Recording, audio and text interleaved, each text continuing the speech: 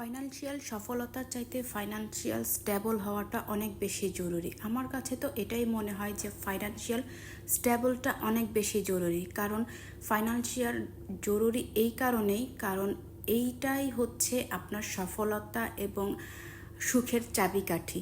আপনি যখন ফাইনান্সিয়ালভাবে stable feel করবেন, আপনি আপনাকেও ভালো রাখতে পারবেন, আপনার ফ্যামিলিকেও ভালো রাখতে পারবেন। কারণ আপনার ফ্যামিলিকে ভালো রাখার দায়িত্ব হচ্ছে আপনার।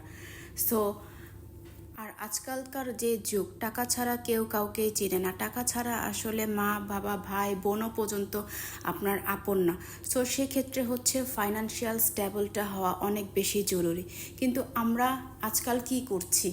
আমরা নিজেদের দিকে না তাকিয়ে আমরা পড়ে আছি অন্যের সমালোচনা নিয়ে। অন্যরা কি করছে, অন্যরা কি পোশাক পরতেছে, অন্যরা কিভাবে চলাফেরা করতেছে, এইগুলি নিয়ে হচ্ছে আমরা পড়ে আছি। কেন ভাই? আমাদের কি দরকার? সমালোচনা করলে কি কেউ আপনাকে টাকা দিবে? কেউ আপনাকে বেতন দিবে?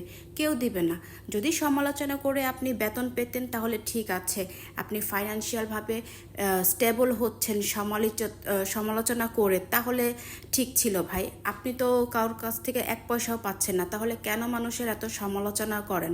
সমালোচনা করলে কি আপনার পেটে কি ভাত যাচ্ছে, না পেটের ভাত হজম হচ্ছে? কোনো কিছুই তো হচ্ছে না। তাহলে কেন আপনি শুধু মানুষের পিছনে লেগে থাকেন? যতটুক সময় আপনি মানুষের সমালোচনায় ব্যয় করেন, ততটুক সময় যদি আপনার ফাইনান্সিয়াল গ্রোথের জন্য আপনি চিন্তা ভাবনা করতেন, তাহলে আপনি অনেক দূর আগায়া যাইতেন। ভাই, মানুষের এরকম পিছে লাগা বাদ দেন। মানুষের পিছে না লেগে আপনার নিজেরটা চিন্তা করেন। নিজে কি করছেন, নিজে কত কি করতে পারছেন, ফ্যামিলির জন্য কি করতে পারছেন, সেটা ভাবনা চিন্তা করেন। মানুষ কি করতেছে না করতেছে, কে কিভাবে চলাফেরা করতেছে, সেটা দেখার বিষয় আপনার না। সেটা দেখার বিষয় একান্ত তার ব্যাপার, যে কে কিভাবে চলবে সেটা। আর এখন ছেলেদের কথা কি বলবো? ছেলেদের চাইতে হচ্ছে মেয়েরাই মেয়েদের সমালোচনা করে। তার মানে বোঝাই যাচ্ছে যে মেয়েরাই মেয়েদের হচ্ছে আসল শত্রু। মেয়েরা মেয়েদেরকে দেখতে পারে না। ছেলেরা তো দেখতেই পারে না মেয়েদেরকে কে কিভাবে চলাফেরা করে, সেটা নিয়ে গবেষণা করে থাকে। বাট মেয়েরা হচ্ছে তার চেয়েও বেশি গবেষণা করে থাকে। তাদের মাথা ব্যথা, কে কি পোশাক পরলো, কে কিভাবে চললো, ভাই কে প্যান্ট শার্ট পরলো, কে শাড়ি পরলো, তাতে তোমার কি আসে যায়?